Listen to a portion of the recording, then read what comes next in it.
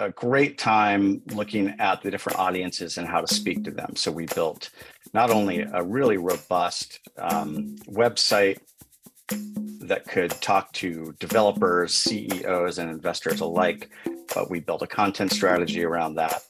And meanwhile, we were able to actually do UX and UI design for the front end of their application as well. So we helped them with some of that. We worked on their developer portal that really spoke in a deep way to their developer community.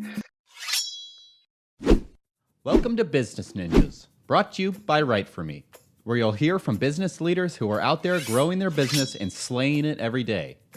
Learn from the masters. Let's get started.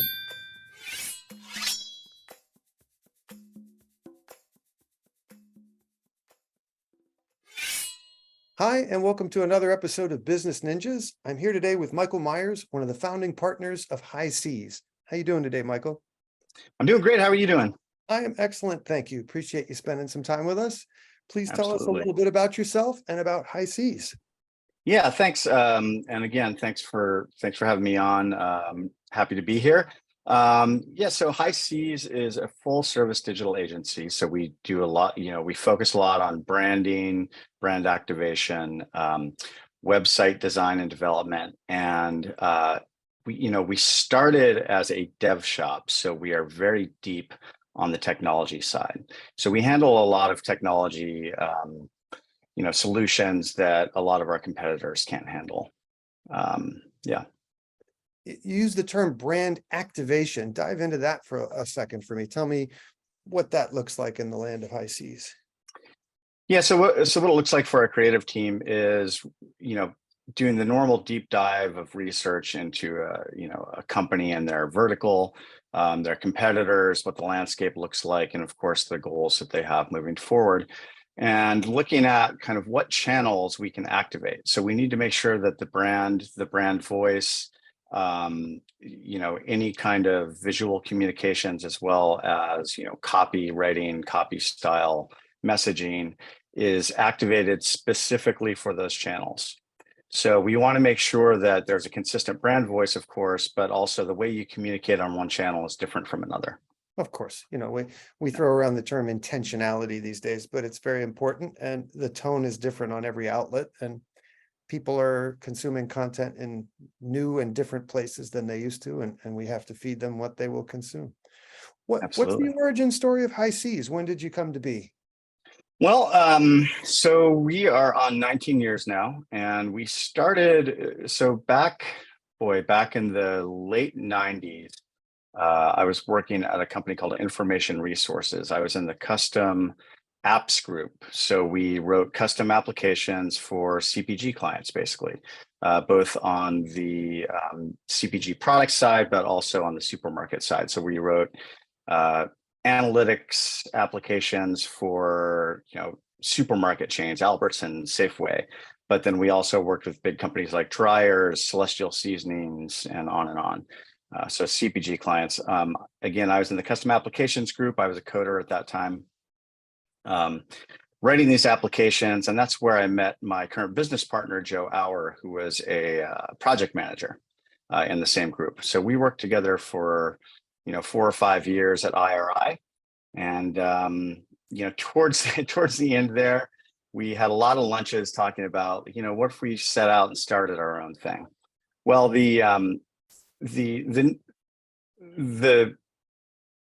how can I put this? What's the best way to put it? The final instigator, or the final spark, I should say, the final spark that got us to set out on our own was our group had started doing web applications. So originally we were, all the applications we were developing were installed on PCs. Mm-hmm. And we started working with some of our clients, a select group of clients, Albertsons, Celestial Seasonings were the two I worked on creating these applications as web applications. This was a new thing back then. This was not, the standard. Well, after we did a couple of those and got very excited about it and excited about the technology and where it was going, the company decided to pivot and just go back to installable applications. So Joe and I were having lunch one day and we're like, hey, we're going to be dinosaurs if we don't embrace web technology. And that was kind of the really the final impetus of getting started on our own. And what year was that? When did that take place? That was probably 2003. We ended up getting the company started about a year later in 2004. And you know, I don't want to diss IRI right now. They did embrace web technology, obviously, like everyone did, and they probably did it more quickly than we thought they would. But by then, we are off on our own. Excellent. All right. And what verticals do you service at this point? Who are your clients? It's a great question. We're pretty, you know, over the years, we've tried to focus on specific verticals many times. You know, we got a lot of traction for a while in medical and life science. Okay. So we started focusing on that. But then, you know, things shifted and we weren't getting as much work as we had hoped in that vertical, and other work was coming to us in other industries. So, you know, it's pretty broad based. I would say there was a focus during, you know, things go in cycles. During COVID, for us, there was a big focus on tech startups. And that, you know, they were great for us. You know, we could cover a lot of services that they needed. So that's been good. We still work with tech startups. We are looking now to get back into medical life science a bit, but yeah, we really work in just about any industry. And what are the most common challenges and problems you're solving for these clients? Another great question. Well, let me give you an example. So this is with a tech startup called Katanograph that we worked with for several years. They came to us originally because, you know, they had gotten some seed funding and they were looking to grow their team and get set up for their Series A.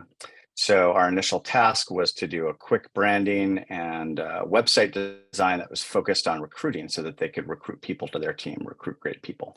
So that was our initial task. Once they got their Series A, our task completely changed. Now we're looking to pull in customers, speak in deeper ways to both, you know, customer audiences, but also investor audiences.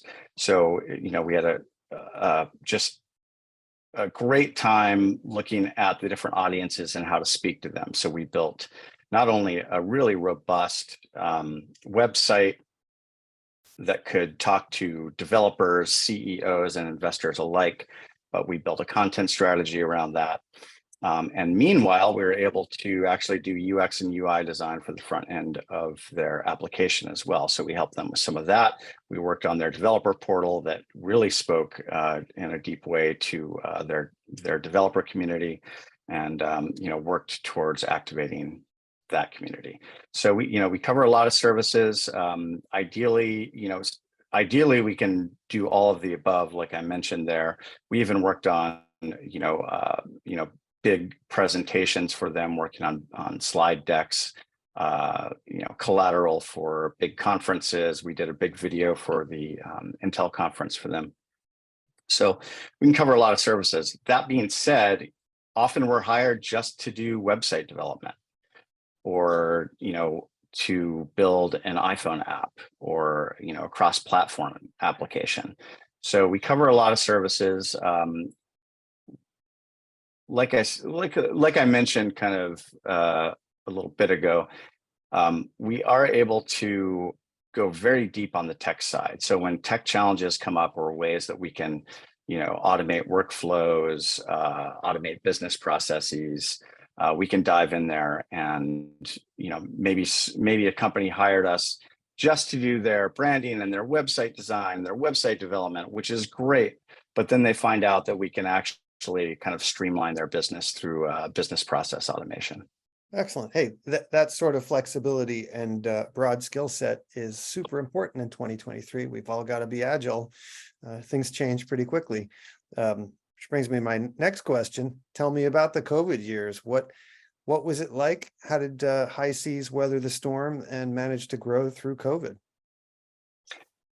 Well, I'll be honest, it was pretty rough in the beginning. So we lost about 80% of our revenue once lockdown hit. Ouch. This was, everything from, we had a client that just decided to close down the business. She was looking to retire in 5 years and just decided that was the sign where she was just going to close down the business. So that, those kinds of things were going on, but also, there was a lot of fear in the business community for obvious reasons. So some of our clients went down to, just dramatically reduce their budget, asked us to reduce our rates, which we did. We reduced our rates by about 30%. So, and all that was, trying to keep busy and so forth. We had a hard time signing new clients. That was the biggest challenge. At one point, I counted 32 proposals that we had out waiting for signature. And the interesting thing is typically sometimes we do have a lot of proposals out there. Typically we get at least some kind of answer on them, right? Well, we weren't getting an answer. We were being told, we want to do this work. We can't sign right now because we're unsure. So that was kind of, I was hearing that on phone calls every day of the week. And basically what happened is that startup that I talked about, Katana Graph, which is an amazing company, graph computing platform, they had hired us to do that initial work. And then, they got their Series A and that evolved. And in the meantime, they were referring us to other startups in their community. So we were really lucky in that way to get a bunch of tech startups kind of loving the work that we were doing for Katana and then coming on board with High Seas. Well, old school referrals. It's great. Exactly. Yeah. It's still human beings at the end of the day. Search engines are nice, but when a human being tells you somebody that they love working with you, that's a red carpet to business. What makes High Seas stand out from your competition? Yeah, I'd go back to the deep technology, of course. We can solve a lot of problems that way, but also, we have an amazing creative team. But I would say really the secret sauce for all of the above is that we're a really tight-knit team. So our leadership team has been with us for, all of them for at least a decade. So our tech leaders, our, creative director, our project director, they've all been working with High Seas for over 10 years. Meanwhile, we do leverage a lot of the contractor workforce, but our contractors are typically with us either full-time or at least part-time. And again, they've been with us for 5, 10, some of them 15 years. So we've fostered these tight relationships with our people. And I'd say the thing that they all have in common is that they take their work very personally. So, an ideal client for us isn't, a huge corporation where, they're not really seeing the value of our collaborative work. It's really the kind of small and mid-sized businesses that we can go in and work with them directly, collaborate with them, understand their goals, understand their pain points, and really start building solutions around those things with their budgets in mind. And again, I'm talking about small to medium-sized businesses. They don't have unlimited budgets. So we're able to really kind of find the things that are going to produce the biggest bang for the buck. And with a team that really cares about results and really cares about businesses' success, that's really our secret sauce, is really caring about success. Excellent. Yeah. That's important stuff. All right. Tell me what role content has played in the growth of High Seas. I'll be honest. We've kind of vowed to put more focus on that. We've gone through phases where we really worked on content marketing through social channels, through blogging and so forth. I would say it does help us establish credibility. We've written some content that goes pretty deep into some complicated subjects. So, that can definitely help when we can point people to blog posts, things like that. I would say that's something we definitely need to do a better job with, is really fostering that kind of those inbound leads. I think we've leveraged content marketing to try to get inbound leads, but haven't done a great job of it. Where it's really helped is with or outbound sales where we're able to point people to content and point them to case studies, white papers, things like that we've developed that really show how we can help them. Gotcha. All right. Yeah. Well, when it comes to consistency and messaging moving forward, I do know a guy. Just Yeah, I've heard. just as an Yes. aside, you heard a rumor. Yeah. All right. Look a year down the line. What are some things you'd like to be celebrating personally and professionally? Well, along the lines of what I mentioned is we would like to have our inbound sales channel more robust, right? Next year, we will be celebrating 20 years as a business. So that's Hey, super congratulations. exciting. Oh, thank you so much. So we're already thinking about the celebration we're going to have. We have, we're a pretty remote workforce. We have people all over the country and a couple people in Canada. And we'll be looking to kind of find a great place for everyone to come and celebrate with us. So that's high on our mind. But again, really trying to get our sales back in order. We have relied over the years much more on those organic kind of referral leads that you talked about. Those are excellent for us. They've gotten us through all these years. They've gotten us through some rough patches like COVID. I think in order to grow to the place where we want to be in 5 years, in the next year, we really need to build out that kind of those organic leads, those inbound sales leads, as well as kind of make our outbound efforts more robust. Gotcha. All right. Please tell us what your URL is, where people can find High Seas, and what social media outlets you're using these days. So the best place to find us is highseas.com, HIGHSEAS.com. You can find some case studies there, some great blog posts, as I mentioned, and a lot more about our services. Contact us through that channel is the best way. We do have a Facebook page, of course. And we're also working on kind of making our LinkedIn presence a little more robust as the year goes on as well. Well, Michael Myers, I wish you and yours and High Seas all the best in the future. Try not to spend your entire marketing budget on your 20th anniversary celebration. Yes, of course. And thanks so much. Thank you for spending some time with us on Business Ninjas. All right. Have a great one, Andrew. Thanks. You too. Be well.